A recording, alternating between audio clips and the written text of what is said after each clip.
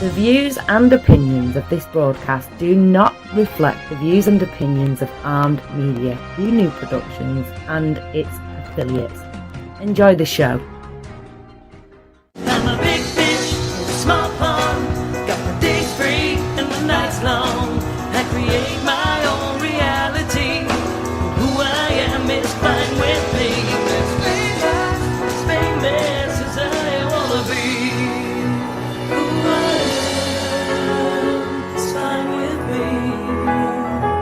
To I am. To I am. Coming in. Hi everybody, it's Maria from What's the Story with Maria. How's it going? How you doing? So welcome to episode 26. And Jim Bell reminded me that means we're halfway through a year. So we started the show in July and we are now at episode 26, which means we are 6 months in. So tonight is our 6-month anniversary. Congratulations. Yes, and my friend Michael, yes, thank you everybody on the likes. People have been watching our show every week. You've been with us for 6 months. Thank you. This is our anniversary. So you hear that in the background, that beautiful sound? That is my friend Jeffrey Campbell, and he is going to be joining us momentarily. And people know Jeffrey Campbell as an accountant or one of our friends. So that can't be Jeffrey. Yes, it is. I know Jeffrey as a pianist. And Jason Peck has joined us. Stephen Elbell has joined us. George Penny. Hi, George. Gina Savino, my cousin Gina is here. We always clap for Gina. Yeah. Yay. Kimberly Travis. Chocolate Cube. Chocolate Tina. Susie Sturgeon. Richard Kosick. And Bernard Stout. Okay. So Jeffrey, I'm going to ask you to come over. That is Jeffrey Campbell playing piano there. He's going to join us. Everybody give it up for Jeffrey Campbell. Woo! Oh boy. Yay. All right, so hi everybody. Welcome to What's the Story with Maria.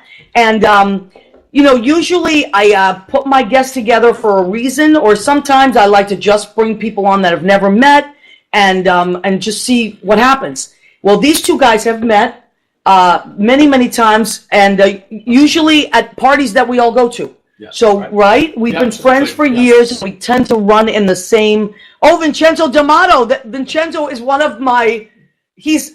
How would you say it? There's no other way. Cumbare. It's an Italian thing. He's from Abruzzi, and he's a friend of my cousin's, and Jimmy we call him though. It's a weird thing. Vincenzo and translates to Jimmy in Italian. Don't ask me why. But Jimmy, how are you? Okay. Charles Caselli has joined us. So these two guys are always on my guest list when I have a party. When Judy has a party, they are always. I can't wait to get them here because they're wonderful guests and they're funny and creative and they always bring great food. So let's start with Michael Plosky of Michael Plosky Designs. Okay. And Michael, earlier I said, how would you describe yourself? Would it be clothing, or you said more women's wear, right? I do mostly women's wear and predominantly cocktail and evening wear. And it's stunning stuff. And we are going to, at some point in the show you, we have all kinds of pictures and all kinds of beautiful visuals. Yeah, we're all about the visuals on Facebook. Now, on the radio, we have to remember that people can't see it, but we can describe things. Yeah, we can describe. So, yes, Jacqueline Elbell has joined us, and she says, I like the lighting outlining Jeffrey's... Yes, that is what I always call the Madonna. Thank you. I always call that my Madonna lighting. Now, anybody that knows me, and sometimes it drives my friends crazy, but I always have lights up in my apartment. Ever since I had my own place and nobody could tell me, what the hell are you doing? I always light it. In my kitchen, if you can see it now, I got these gigantic red peppers lights hanging. So, and Jeffrey, you are, I know you're an accountant by trade, but you are a pianist, right? Yep, have been for more than 50 years. More than 50 years. So as a young guy, you took lessons at what age? I started just before my 6th birthday. Wow. Okay. I'm just getting the hang of it. Yeah. Well, but you know what? I know you're still taking lessons. I do. I take a lesson every week. Is that crazy? I love that. So, and I'm going to ask you, because I'm like someone that doesn't do that at all. I kind of wing life, and it drives people crazy, especially like with music and theory and all that stuff. I'm like, I'll just wing it. But you are someone that has always taken classes, and what do you think What do you like about that? Is it something you do for yourself, or? It has a bunch of benefits. It makes me practice because I have to show up and play. So, makes you accountable. And, I'm such a goody two-shoes. I'm unhappy if I'm not doing a good job when I get to the teacher. I love that. So you're like a teacher's pet kind of guy. Absolutely. I like that. Always have been. I love that. And it helps me learn additional pieces. I mean, my technical skills are probably finite. I'm not going to get better technically, but I can become a better musician. I can learn more pieces, explore other composers. Do you have certain types of music that you prefer to play? I pretty much like the 19th century romantics, Chopin, Rachmaninoff list. Beautiful. And that stuff is really difficult. Can be. So you have to, but that's a lot of practice and repetition, right? Absolutely. Yeah, practice makes perfect. And what I love that when you come to, we have musician parties and you're always at that party, and you usually start out the night. You'll start playing first, and then eventually we'll have different types of things happening. Right. But what I always love that you play are those jazz standards, like Blue Dolphin Street, and I love that stuff. A lot of people don't play that anymore, and you play that. So you have a wide range of things that I do, yeah. And show tunes as well, right? Absolutely, yeah. Anything in the American Songbook, Gershwin, Cole Porter, Kern, all of them. Love them all. Well, I'm so glad that you said that you would come on. And also, Jeffrey is one of the first people that always checks into our show. Ryan McCurdy, hello, Ryan McCurdy. He's an amazing musician. Ryan, we have to have you on the show. Michael Barberi, yes. Michael, too. Rena Crugnali, she's my cousin from Woburn. She's in Woburn now. Joe Savino, oh my God, probably the best looking man I've ever met in my life. And Jesse Luttrell, a wonderful entertainer. Hi, Jesse. So now we also have Michael Plosky. I'm gonna spell Michael. You spell your name because that way they want to look. Spell your last name. Plosky. Okay, so that's Michael Plosky, and you want to go to Michael Plosky Designs. And you can see a lot. And if they go to Michael Plosky Designs, will they see a range of what you design? Yeah, pretty much. And I mean, I definitely have a style, I would say. So I think, and it's on Facebook. My website, unfortunately, I let the domain name expire. But Michael Plosky Designs on Facebook, and you'll get a good. Yeah, but Facebook covers so much now. Yeah. It's not like it used to be. Right. You know what I mean? You can really get a lot, and you can reach almost more people that way. Right. I find. I love Facebook. Thank you, Facebook, for it. Oh, look, Judy has joined us. Judy, stick around because we're going to be showing a picture of you coming up. Yeah. So actually, I'm going to segue right into that since Judy just popped up. Chris DePiero has joined us. He comes on every week. We love Chris DePiero. So this is Michael Plosky of Michael Plosky Designs, and he designs just glamorous, gorgeous women's wear. So one year for Judy's birthday, I wanted to get her something special that she probably wouldn't have done herself maybe or thought to do. And so I commissioned Michael to design a dress for Judy. And it was a great success and a wonderful thing. So and then Michael had a bunch of pictures done by a great photographer and asked Judy to join. And she was photographed as well with the dress that Michael designed. And then Michael gave me the framed picture as a present for my birthday. Yeah. So you see how creative people give gifts? That's what we do. Yeah. So let me just show you this. This is Judy Mason. You've seen her on the show. She's been here before. And she is also in the numbers, as like Jeffrey. She's an accountant too. Deals with money. She said no, please. No, please. Too late, Judy. Here it is. So the reason I want to show this is because, okay, see the shoes? I'm going to show the shoes. Yeah. Judy brought Michael. The back of them had black lace. They were nude with just the back had black lace. Yep. That was it. And that's what Judy brought Michael. And that was the inspiration. She said, make me something that matches these shoes. She loved the shoes. And so with that, this is what Michael, just from those shoes, this is what he designed for Judy. So this would be what they call a nude illusion, right? Yeah, underneath. Underneath, the nude illusion, and then there's lace, black lace on top. And the back is really, I wish we could see the back. I wish we had done some back shots. I know. The back was really low. Yeah, which was really cool. Gina Savino says, sexy lady. Gina, when you come to New York, which I'm dying to get my cousin Gina and Joyce here, they're hairdressers, and they're so funny and fabulous. When you come, you have to meet Michael, and maybe you have him design you something. He's really cool. Hector has joined us. Hector Garcia. Hi, Hector. Paul Donnellan has joined us. Okay, so do you usually work? Are you the kind of designer that likes someone to bring? If someone says, make me something? Do you prefer them to tell you what they want or bring something? Or what do you like better? Kind of a combination. Okay. I mean, I don't deal with mass market. So what I do is individual clients. So I feel like to have, a good rapport and a good partnership with the client helps find out what they want. So when you say individual clients, so someone will come to you and say, I'm going to something really special. I need a dress for. Oh. Now you did someone that we all love. She's a wonderful actress, Marsha. You want to talk about Marsha? I could. Yeah, because she's great. We all love her. And you designed something for her, right? Sure. Marsha Gay Harden. I was introduced to her, and I had the unique honor and great honor to do a dress for her. And but it was much like I would do for anybody, really. We met the first time we met, and we just talked about what she liked and what she liked and what she didn't like. Okay.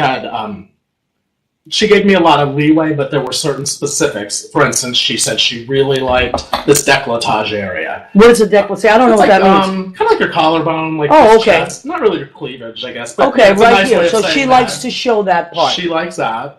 She was very, very adamant about not wanting to show the lower part of her arms. Which I think a lot of women that reach a certain age, get very everybody's different about that. Yeah, see, and isn't that crazy? Everybody likes something different now. Okay, so Judy said, now Michael will design my new dress for my 41st birthday, really nude. Well, Judy is Cuban, and she likes to just let it go. So I'll just do the lace with nothing underneath. That's it. That's it. That sounds good. And someone has. So let me see, Joe Savino, what is he putting up here? Let me see.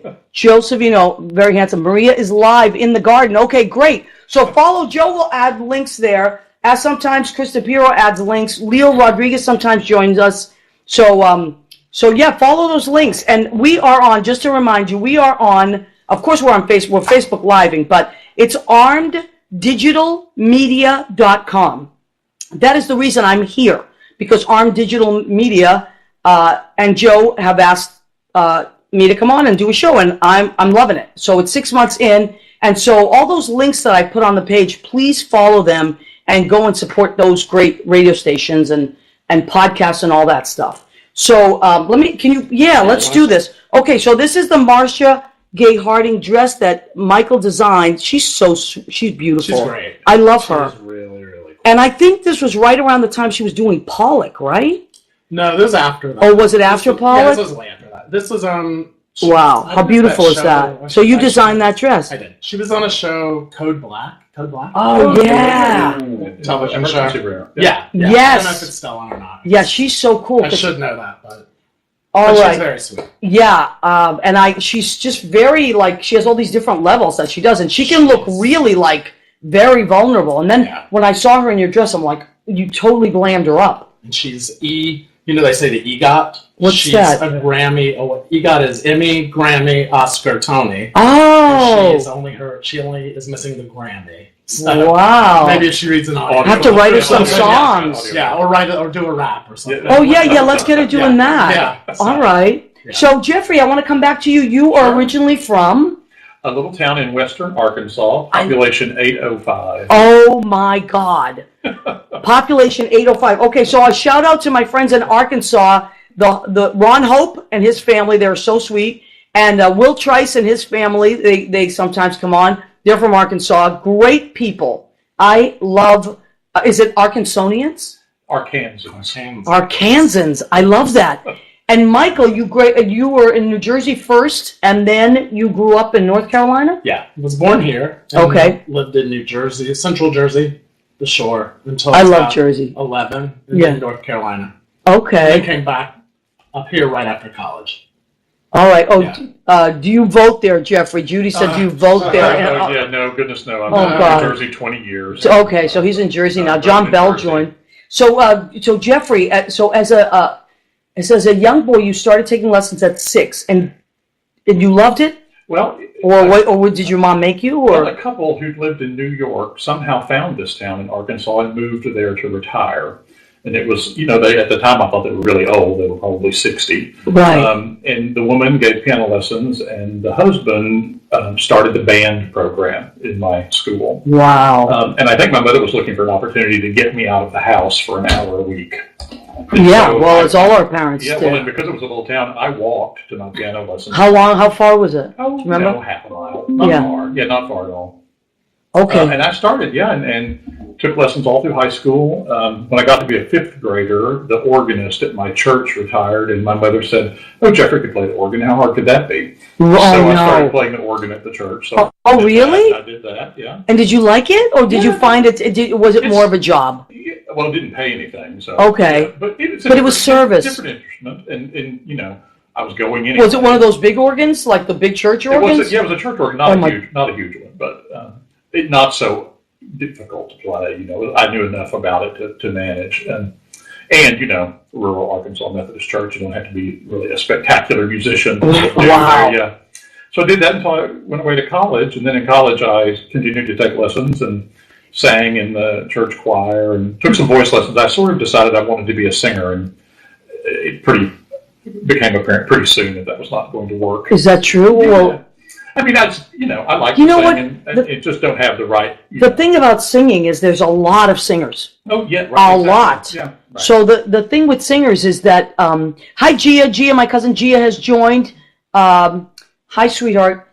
Jim Gaglione has joined. Now the thing about singers that I find is there's so many singers that it's hard to like stand out. Right. It really is. Like there's just so much competition, and the thing is, especially in New York, it's like I remember I went to Nashville once and for a wedding, and I said, "Oh yeah, I'm a songwriter," and they like literally were like, and right. because everyone in Nashville is a songwriter, just like in New York, almost like there's a lot of singers. Right. So you see people it's true. Yeah. So there's other stuff. I always find musicians are like so interesting because that's math.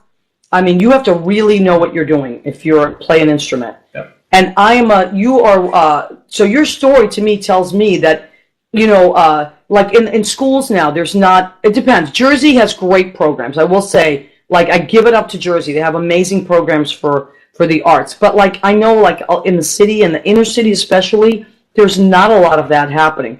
And especially once they start cutting out more of that, it's really gonna suffer. So it's so wonderful when people do take the time to say, oh, there's a kid that might enjoy this instrument, or if you have instruments in your house that you're not using, pianos, guitars, clarinets, find out, go and Google where in your community you can donate these things, because there's lots of boys and girls clubs that you can donate them to, or after school programs.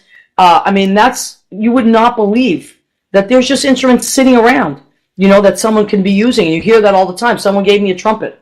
And I played as a kid, and it's been in my closet ever since. Right. Yeah, right, exactly. Did you play any other instruments, Jeffrey? Just the piano and the organ. Okay, because I know a lot of people sometimes will play all kinds of different.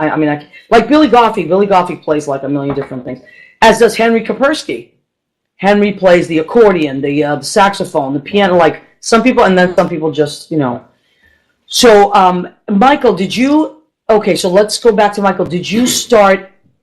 So, how does one become a designer, or did you always? Were you a good draw? Did you draw well? Yeah, I was always. Was that your first thing? I guess. Yeah, I was always artistic and always. And that's how it manifested. Naturally creative, but living in North Carolina, to say, "Oh, I want to be a fashion designer," was sort of very far-fetched, right? Especially back then. Yeah, and very pie in the sky. So I went to Appalachian State University, which is in the mountains of North Carolina. Oh my God! Wow. I studied graphic design. Wow. But it was I was right on the cusp of all of the computer. This is how aging, dating ourselves. But there was my senior year. There was one Mac. It was a Mac lab, and that was all. Everything else was by hand, like cut and paste. Literally meant you cut things with an X-Acto. Wow. And use like rubber cement. And that's probably what it comes from still. Right. To cut and paste.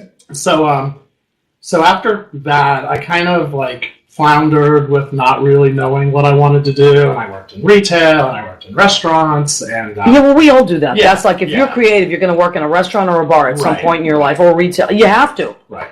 So, but I always knew that I wanted to do clothes. I would draw like little paper dolls when I was young. I'd sit there when I was supposed to be like listening in math or whatever. And I would sit on my little lined ruled note paper, and I would draw like little ladies. And I kind of wish I had some of those, but Well, you can do them again. yeah. But after I floundered around in Charlotte for a couple of years, and then I just decided one day to apply. After I got my bachelor's, I said, well, you know what, I'm just going to apply to go back to school. So I applied to FIT here in the city. Wow. And Great school. Yeah. Joe Cangelosi went there. oh, cool. Yeah, he's an interior designer, Right. friend of ours. Got accepted and moved back. And then, Now, when I first met you, though, you were working in pageants. yeah, Or helping, but I mean, that's how I knew you. I was like, well, he's involved in the pageants, Um, right? Like you knew Miss Hawaii or something. My friend was Miss Hawaii. Yeah. They They loved you. All these girls were around you all the time. It was funny. Like it was like They having this loved little you. pretty entourage. The straight boys loved it. That's how I have like all these straight friends, because I always brought like the beautiful women around. You always were surrounded by beautiful Yeah. women, and you were always wearing like a tuxedo, or you were like dressed. my black suit. Yes, you were always dressed to the nines. Now it's just Well, that's what wash and happens. wear. You don't get Yeah, well, if you have to go to somewhere nice, though, you Well, have. right. I've seen you Yeah. with beautiful I clothes. clean up. But yeah, I would help sort of dress pageant girls. That's kind of was like, and I think when you're young, and I sort of share this with Jeffrey, growing up in like a southern town. I lived in North Carolina. Your outlets for fashion, for instance, were very limited. So seeing like Miss America on television, and then That's there was true. like this, That there was would like a be- beauty pageant in my town that went to Miss North Carolina, that went on to Miss America. Did you ever work with them? Yeah, and that was Really? like, for me, that was like the height of glamour. Of Because there was course, that's a there big was- deal. There was nothing else. There was no New York runway in my town, so to help these girls with their horrible sequin gowns and big shoulder pads at the time was what I had. It was amazing. Yeah. Wow. Yeah.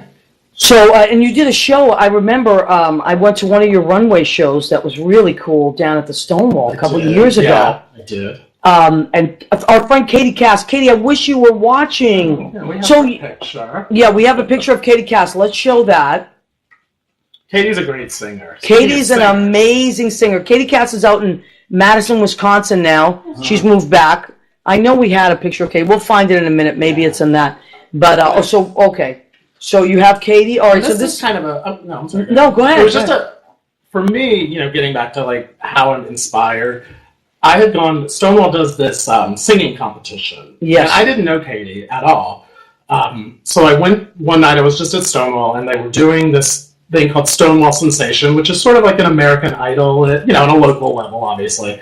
And here comes this girl, this woman, and opens her mouth, and it's magic. And I was just so moved by her singing. I went up to her after and I said, if you make the finals or whatever they are, I was like, I would be so honored to make a dress for you. Well, she progressed and made the final week, and so we got together and I made a dress that she sang in. Wow. And then we're really good friends. We've been friends Yeah, ever and since then. you also captured her energy. Yeah. That's what I love about Michael's design. So this is our friend Katie Cass, who is like so alive and vibrant and funny and has the most amazing like gospel voice. Yeah.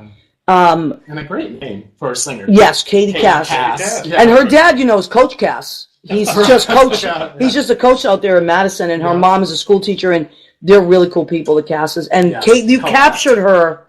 Yes, you captured Katie so well. That's what I love about some of your. Slayer. Yeah, so let's say hi to some more of our friends who are checking in. Les Hopkins is checked in. Hi, Les. Andrew Holmes. Hi, Andrew. Jason Slyer has joined us. My friend Irina Eva, she is a makeup artist, and she designs beautiful jewelry.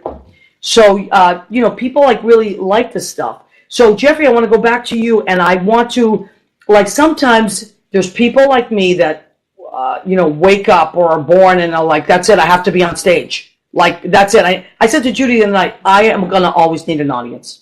I could be in a nursing home and be senile. Somebody get me an audience. Well, you'll have one there. I mean, yes, I guess. A captive audience. Very forgiving. Oh, my God. I hope they don't throw pudding and stuff. Oh my God. But I'm one of those people. I need an audience. But you're not like that so much, are you? I'm pretty much like that too. Are you? Anybody would tell you I'm Internally. I'm pretty much a ham. And I love that. Well, you're a Gemini like me, Jeffrey. Right, well, and I get to do that because I do a lot of teaching in my job. That's so I'm right, in front you of do. people. So teachers, listen up. You right, are performers. I don't know if you know that. Absolutely, it's very much performance. I take piano lessons with about a dozen other people, and twice a year we have a recital and invite friends. So you better invite me. I definitely will. Couldn't believe I didn't even know about these recitals. Yeah, we play out in Queens at a great space. And I don't have any trouble getting in front of people. I've always been like that, and I just think I'm hammy. I just think that's I wouldn't put you into the hammy category. That's what I love about when I interview my friends. Yeah.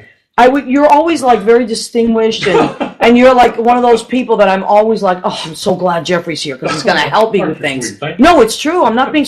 I'm like, it's like a sigh of relief when I see you. You're one of those people. I'm like, oh, thank God Jeffrey's here. And actually, even when I was selling Terry Ross jewelry, I was over the couple weeks ago at Christmas just for a little extra money, and I love Terry's stuff. Jeffrey stopped by 2 different days with hot chocolate. I mean, that's a good guy. It was freezing out there. It was awful. It was awful, but you were out there, and you were on your way to your lesson. I was, yep. So where do you take lessons? You take them in the city? I started at Juilliard, and that sounds phenomenal, right? But it's called their evening division, and if you'll pay... It's still Juilliard. It's still Juilliard, and there was an audition Well, they're not going to let me in, I'll tell you right now. There was an audition process that was terrifying. I'd never auditioned much for anything. And so I got put... You're auditioning to be put in a class with people who had similar skills, and so... I got in a class. The most fun about being at Juilliard was having the ID. I showed my Juilliard ID everywhere I could. Oh, hold on to that. You should frame that. I think I have 2. You have to frame one of those. And then I put it on your piano. The woman I was taking from also took private students, and so I stopped going to Juilliard and I started taking from her privately. Oh, wow. Okay, great. And so rather than just having to practice enough to be ready for 15 minutes of a lesson at Juilliard with 5 other people, I had to be ready for an hour's lesson. Yes. It required a lot more practice, a lot more pieces of music. But so you're one of those self-disciplined people, I would say, right? I try to practice every day, but again, I know I'm going to have to show up, and I have paid for it. That's motivating. Yes, absolutely. And so, I want to make sure that when I get there, I can learn from Liz, who's my teacher, and she's phenomenal. And make the most of the hour that we have. Well, I think that's one of the greatest things about taking classes as an adult. Even like when you're a kid, whatever. I mean, some students are like I was always a good student, but I was all over the place, and I just happened to get good grades. I was good at certain things. One of them was I was a good writer, but I was really all over the place. But as an adult, and I've taken classes as an adult, I'm paying for it myself.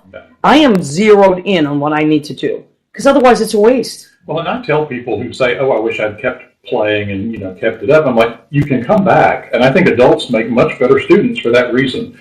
When I was a kid, I went. I'm not sure I always wanted to. But as an adult, I think you really want to. And so people, do better. And I always tell people, listen, if you've ever taken lessons, you already know something about music. You probably would quickly relearn how to read music. Right. Find a teacher and go at it. There's no reason not to. That's true. And it doesn't matter what age you are. No. That's the beauty of music. It doesn't matter what age you are. Right. So you said to me once that you could see yourself in retirement just playing piano somewhere. That's kind of my retirement plan is to get some bar gig or something, nursing home. I mean, listen, there's plenty of gigs. Are you kidding me? Some kind of job. And I played some at a bar in college, so I have a little experience there. It was a crazy bar, and the owner wanted only classical music. And bar and classical music very. They don't, necessarily. They were very hoity-toity, but although like hotels. I'm sure, yeah, hotels and things like that. Right. So that's kind of my plan. Wow. I'll need something to do. Yeah, absolutely. But these are wonderful things. Yeah. See, the nice thing about being a creative person, and you don't have to work in the creative arts. You can. What you do for work can be completely different, but that doesn't mean you stop being creative. And you, to me, have always been an example of that. That what you do during the day, but then the teaching, that's another creative thing that you do. but it's very different. But it finances other things for you, and that's what's so nice. Right. You know, so you can take lessons, so you can do things like that. Exactly. And Michael, so you went to FIT, and did you take a design class in women's wear, or did you just take a? How did that go? No, they had Specific. That's what I mean. Sort of like. And what did you make? It was called Design Studio, which was their evening wear program. All right, So, great. Yeah. And how many dresses do you think you've designed now? Oh, in total? Yeah. Oh, I don't know. Yeah. That's a Because I know you're always doing something. That's a good question. And I've known you for at least 10 years, right? Oh, more than that. More than that. Yeah, I met you. Were like one of the first people I met, and I've been up here 23 years now. Wow. It's a good thing we're so know. youthful, right? Yeah, right. Wow. I don't know. I mean, that's a good question. Like, Well, it's something to think about, right? Yeah, a lot. Sorry, you stumped A me on lot. that. I don't know. Was there ever something that you designed that you were like, oh, I hate this? Oh yeah, all the time. Really? Yeah. And what do you do with those things? I mean, I think it's like any other creative process. I don't think they're not all winners. They can't all be winners. Yeah, they I mean, can't. it's like, Songs, too. I was Yeah, gonna me say, I know too. you probably think when you write a song or something. No, there's some of them. But you're like, meh. Do you know that there's songs that I've written that I actually can't stand? Yeah. It's the truth. Yes. That I think, oh God, even if it comes on, I can't listen to it. And some of the times I've written them for shows, like children's shows, and they serve their purpose, but then, or it's in a key that I had to put in for the kids. And then I record it in that key for them. And then I keep it because I've spent the money to record it. And, Right. Back then we were talking about the way it used to be. Now it's much easier to go into a studio and you can even do certain things. Like Will and I wrote a song and we just recorded it at his apartment, Will T. and Hall and I. But you used to have to pay for these studios. There was a lot of money and then hire musicians. So sometimes what you would do is, someone's blowing up my phone. Let me see. So sometimes what you would do is you would spend a lot of money on something that you had to for a project, but I wasn't attached to it, or it was in a key that wouldn't be my key. Right. And to this day, there are certain songs that I'm just like, please don't even play that. And strangely enough, I've done things that I thought were just like, yeah, and then people will lose their mind over. Sure. Like I did this one dress, Yeah. it was like kind of orange, like knit. And it was okay. Like it was kind of like this mod 60s thing. And it literally took me like 2 hours to do the whole thing. And you would have thought like I just had done like the royal wedding gown or something. And I was just like, that is what you're excited about? You'd be There have been other things surprised. where I really like poured my, put my blood, sweat, and tears in, and people are like, "Oh, that's cute." So you just You never would be know. surprised, but You that's never what's know, so like- wonderful about things are so subjective, right? Is that the word? Yeah, Absolutely. Because you don't know what's like the beauty is in the eye of the beholder, and Right. you even look at like sometimes you'll go shopping with your friends, right? And you look at stuff and people are like, "Oh my God, I love this," and I think, "What?" Yeah. But then I'll love something and someone else will think it's ridiculous. Yeah. So it's just you have to. It's the beauty of it. You have to be open if you're just doing things. Now, one of the things that I love about you is you can take something that would normally not even be something that would be a material, and you can create a dress out of it. I do love doing that. That's I've always considered myself resourceful. Absolutely. So I can take just junk and make stuff out of it. I Okay. think that's So now let's just show a few more of your designs that are like the glamour Like stuff. real stuff. Yeah, real stuff. And then I want you to talk about how you can take something that someone else would be like, "What? Why would you use that as material?" This All right. is a fun little snakeskin, faux snakeskin. Fun little snakeskin. Yeah, like you'd see me wearing this. Wow, that is beautiful. And where do you think someone would wear this to, like an award show or something, like right? red carpet or some kind of black tie thingy. Yeah. Okay. And then this I love the art direction on this me one too. because. Okay, so you know what? I keep forgetting that So- we have to describe these for I'm our sorry, radio I'm so listeners. sorry, yes. No, I do the same So thing. this is purple velvet, and when you were talking about the art direction, it's in Central Park in the snow. Okay. And when we were talking about like how to get inspired, honestly, I had in my head for the longest time that I wanted to do. I wasn't even really thinking about the dress so much as the final photo shoot. Oh, you were thinking that far ahead. I wanted to do a photo shoot in the snow, and I kept thinking, well, what would really pop against the snow? And then I was going through these colors in my head, and then I just came up with like purple velvet, and the forecast was calling for snow. I sat down at the sewing machine and put that together so that You're kidding me. How long did that take you? Like a day. Unbelievable. Unbelievable. Okay, these so are like I like these a lot. Like these are kind of. I'm really more of a traditionalist as far as like. okay, so I'm going to keep showing these now. Now I'm going to show them, and you describe them for the radio audience because they can't see these. So what am I showing here? It's like a Georgette, kind of an empire waist halter. See, I don't even know what a Georgette is. It's the type of fabric. Okay, that's beautiful. Really flowy. I love that. This is cool. This people. Well, let's show this one first. That's okay. Cool. That's oh my God, this is beautiful. Yeah, it's like a slate blue. It's a knit, so it's like a really stretchy, form-fitting. What do you call that? Like that cascading? I just made this big ruffle. I don't really know what to call it. I just knew I wanted to make a big ruffle. Wow! So it's almost like a boa, but I took like yards and yards and yards and yards of fabric and just gather to where it became like this kind of boa thing. Oh my God, that is beautiful. Does anyone really want to do like a boa? Joe, the radio listeners, what you want to do is you want to go to Facebook and look up Michael Plosky Designs, Plosky Designs, right?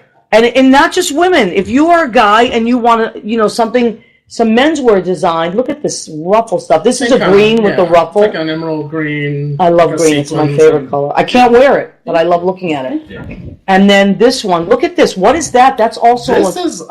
This was really cool and this was labor intensive. This did not take an hour. This took many hours. I was into like texture, so I took I would say like 3-inch rounds of fabric and I stacked them on top of each other and kind of stitched them together and made these little individual flowers. So there's like probably like 1,500 little.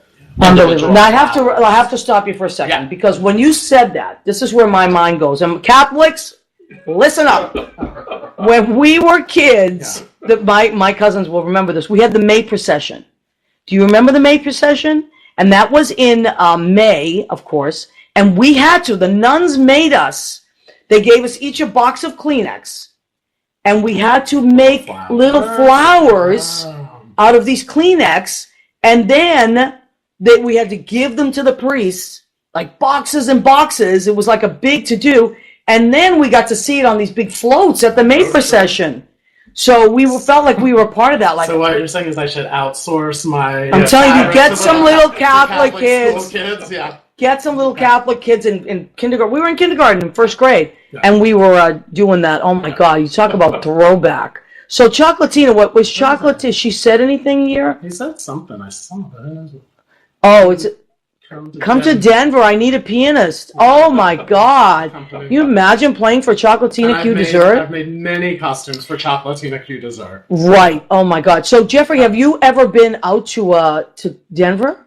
I have been to Denver. We have an office in Denver. Oh, you do? Many times, yeah.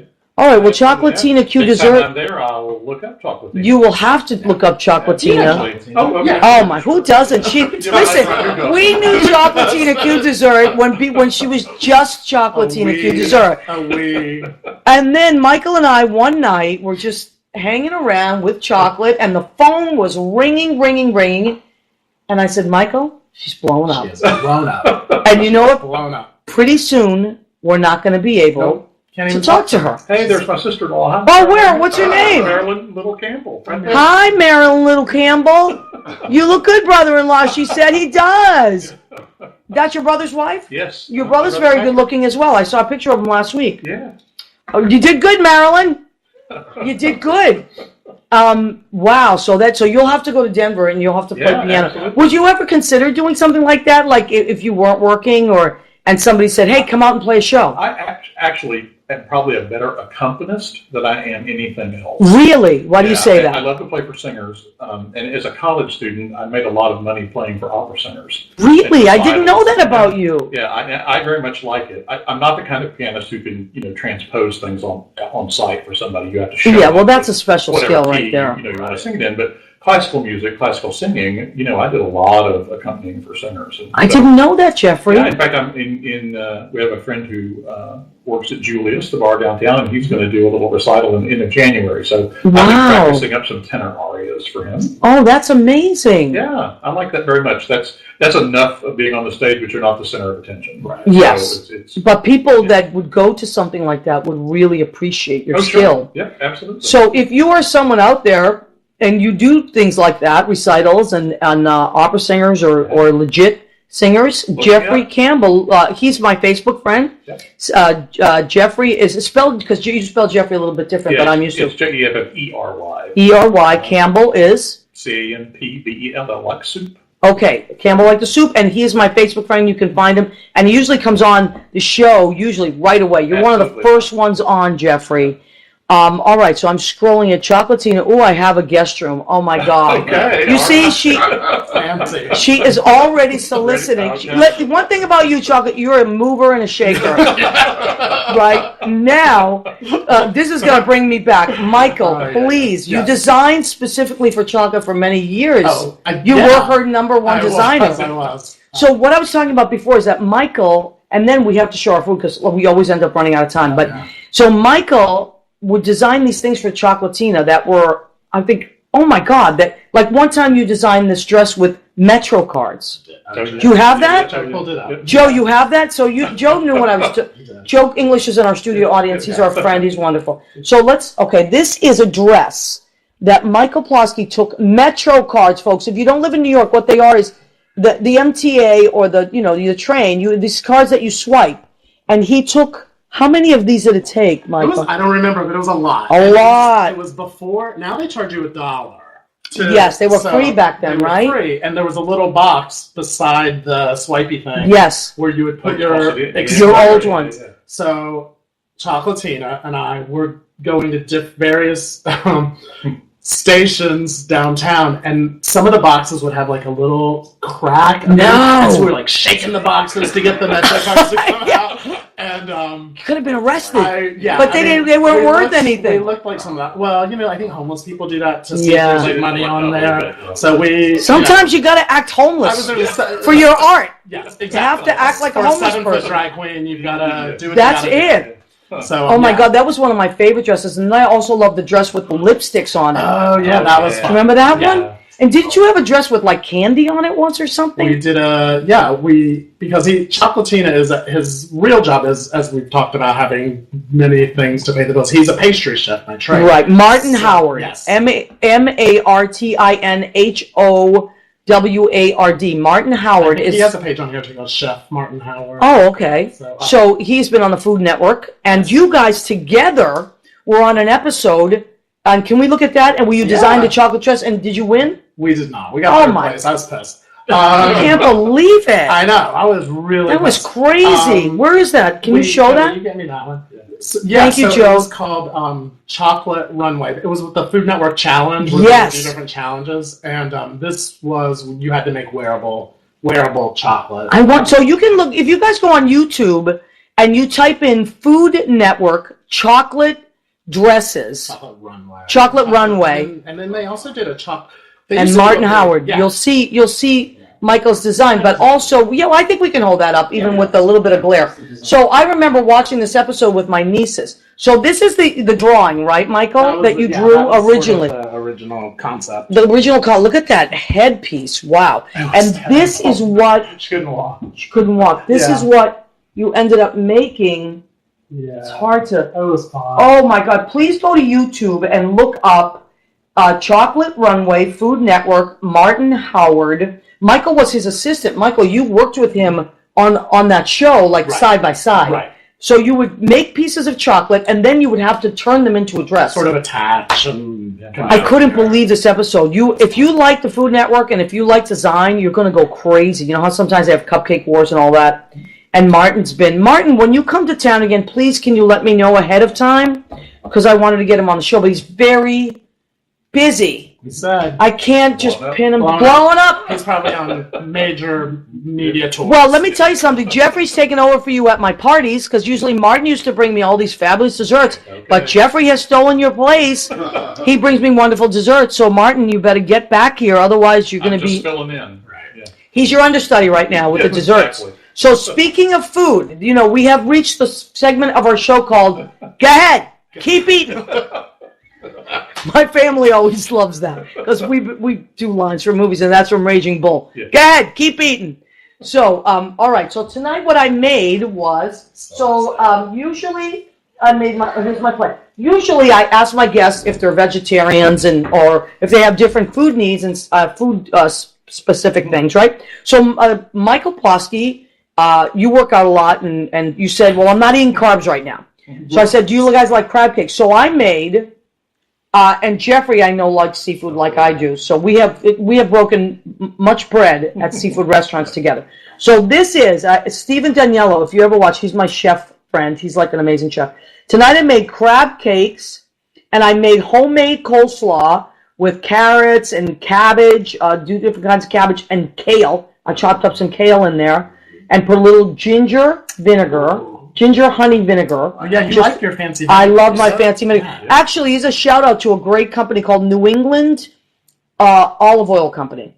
And they are, of course, based in, I don't know where in New England, but my sister gets me stuff from them all the time. And they make amazing oils and vinegars, so many different flavors. Like I have a cilantro oil that I mix in with like a grapefruit vinegar.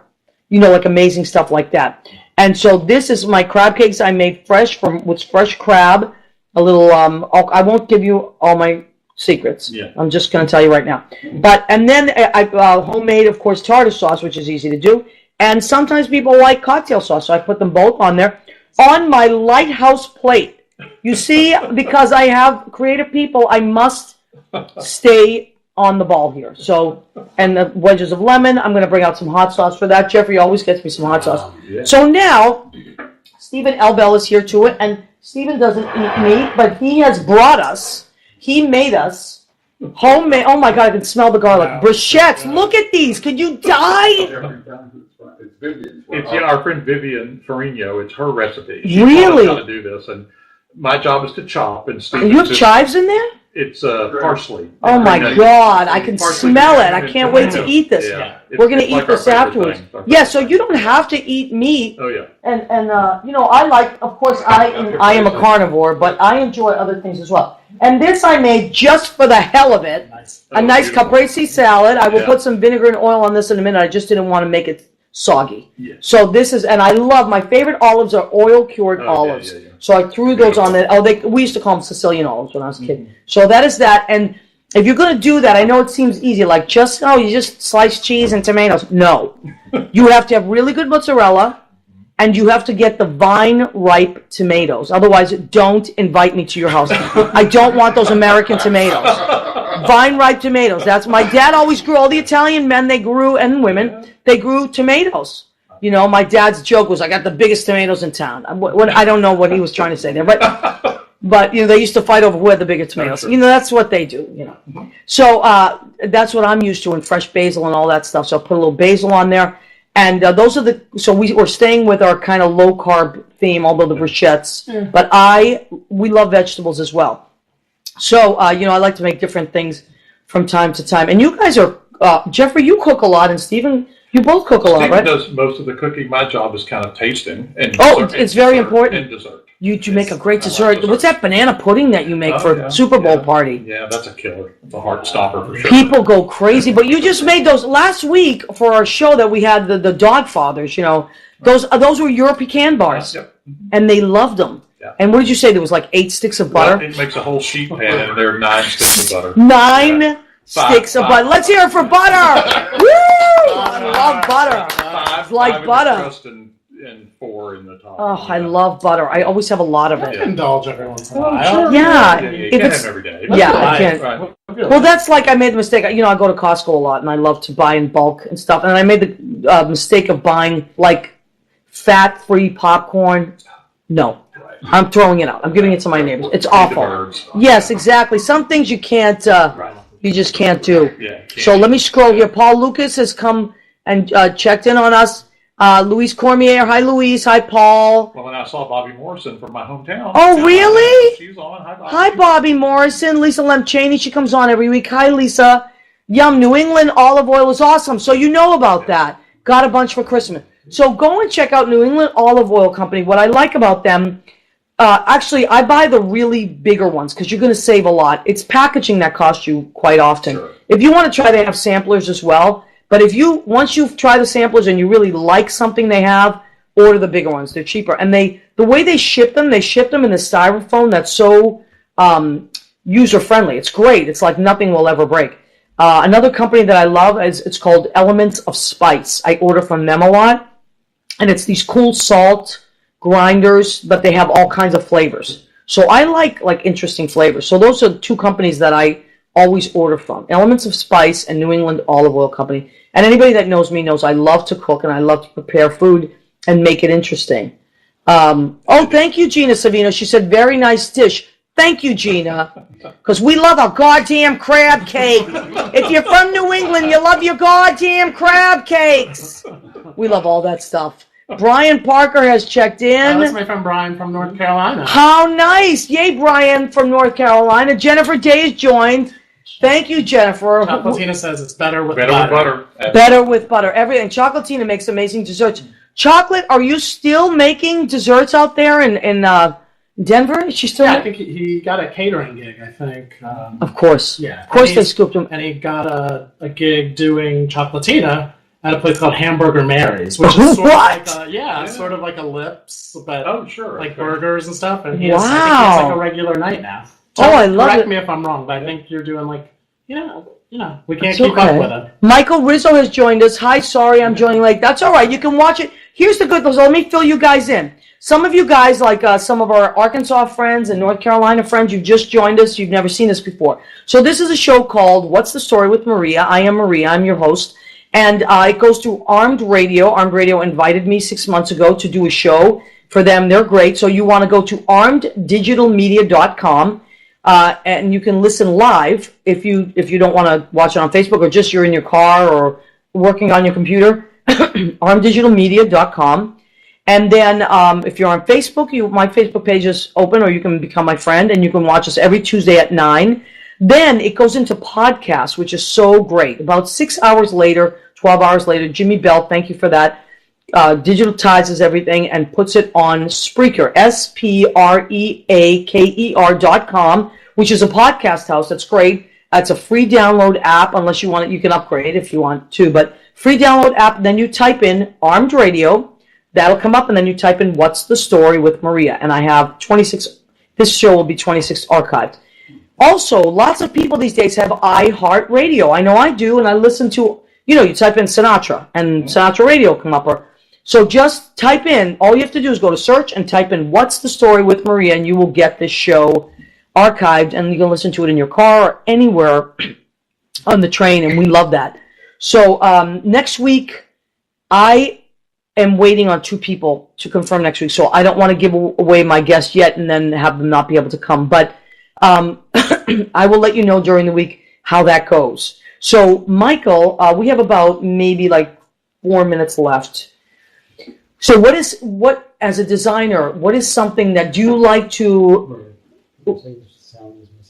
The sound is messing up? Who's saying that? All right. So let us know, folks, if the sound is messing up. I mean, hopefully it's okay. I don't know. Maybe it's low. Good. Sounds good to you guys? Okay. So, Michael, what is something that you, as a designer, are you always trying to work with new materials, or how do you inspire yourself to do new things? Is it new places that you visit? Is it new materials? How do you inspire yourself? I think it's all of those things. I think sometimes I'll go to the fabric store, and sometimes the fabric will inspire the dress. Okay. Sometimes I'll be, just walking down the street and I'll see something. I was at a flea market once and I saw a bunch of old vintage keys, those ghost keys, and that sort of gave me this idea to do things with like these keyhole cutouts. Wow. Like the shape. So just anywhere. And then I also feel like sometimes as a designer, I think creative people, sometimes the well runs dry, and you're just you're grasping for inspiration, and sometimes it's just not there. So you just always kind of have to be on the lookout for Well, I find, yeah, I mean, that happens as a songwriter too. But you know what? I used to worry about that. First of all, I don't believe in writer's block or creative block at all. I believe that we go into pockets of like almost retreat to like recharge our batteries or to, it's time to, as artists, take in. Right. You know, you can't always, there's ebb and flow in life, right? So, we're always giving out. You go in and out, and as creative people, lots of times you're just giving out. It's important to come back in. Right. Like museums sometimes. Yeah, sure. My nieces, they like to go to a lot of museums. They're also very creative people. And Jeffrey, do you find as a musician, like I know you go to a lot of shows, that must be so inspiring, right? It's very inspiring, and I listen to a lot of classical music on the radio, and several, like iHeartRadio and some other streaming services had a classical piano channel. Yes. And so I listen to that quite a lot and hear things, and I often have to pull over on the side of the road so I can write down what it is. Really? So that I can go see if I can find the music for it. And yeah. I hear a lot of things that way. Other people's playing, I try to go see other people play, and that's always inspiring. Always. Yeah. And one thing I love, there are people that feel differently, but I, as an artist in this town, I've never competed with other people. I've always gone for personal best. And I love to go to other people's shows, whether it's things I don't do, like design, like you do, just there's lots of stuff that I don't do, like dance. I love going to dance performances, and I'm not a dancer, but it really inspires me and opens me up to think of other things. Or, sometimes I'll watch a movie and I'll think, what would I write for that scene if I had to? Or sometimes I'll hear a line and I'll write it down and not use it for years later. Do you ever? So I think we're running out of time, right, Jimmy? Yes, we are. Okay, so let's say thank you to Jeffrey Campbell, Michael Plosky. Thank you to Maria, Jimmy. thank you. Oh, are you kidding me? I can't wait. Thank you to Joe English, Stephen Eldell. They're here, and we're going to eat now. Please come back every Tuesday, 9 p.m. What's the Story with Maria? Thank you, Joe Rocks. Thank you, Jimmy Bell. We love you guys. Come back every week.